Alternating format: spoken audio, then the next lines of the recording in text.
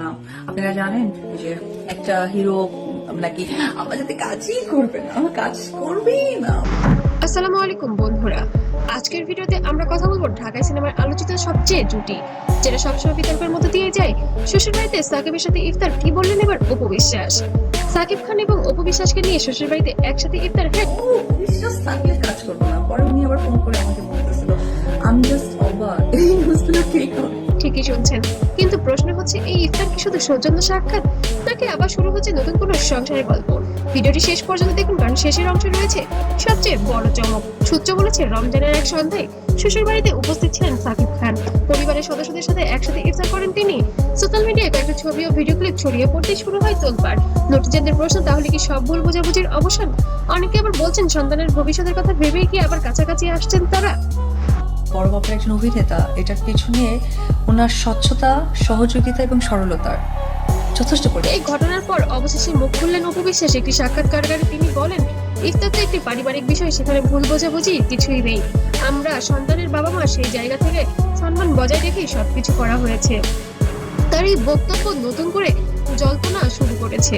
তিনি আরো ইঙ্গিত দেন, ব্যক্তিগত বিষয় নিয়ে আমি বেশি কথা বলতে চাই না, তবে আমরা কেউ কারো শত্রু নই। এই একটি লাইন যেন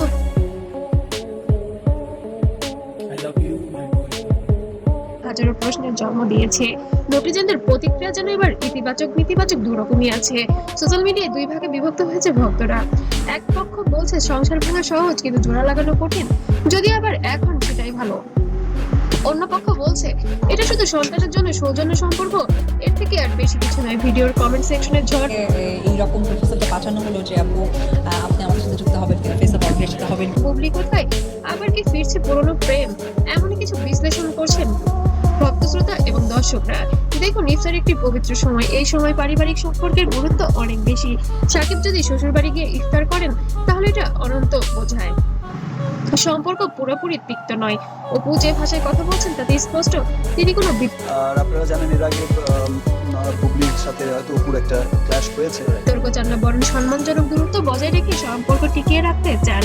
কিন্তু বন্ধুরা, সবচেয়ে বড় প্রশ্ন, এই ইফতার কি শুধুই একটি সন্ধ্যার ঘটনা, নাকি এর আড়ালে লুকিয়ে আছে নতুন কোনো অধ্যায়ের সূচনা? ভবিষ্যৎ বলে দেবে। তবে এতটুকু নিশ্চিত, অপু ও সাকিবের প্রতিটি পদক্ষেপে এখন আলোচনা অপুই করেছে। অপুর সেটা অনেক ঘটনাই হয়তো অপু আসলে কোন আমি তো ফিল করতে পারি না। কেন্দ্রবিন্দুতে।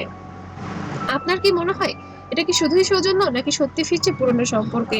কমেন্টে আপনার মতামত জানান। ভিডিওটি ভালো লাগলে লাইক, শেয়ার ও সাবস্ক্রাইব করতে যেন ভুলবেন না। আর নতুন নতুন আপডেট পেতে অবশ্যই পাশে থাকবেন। ধন্যবাদ।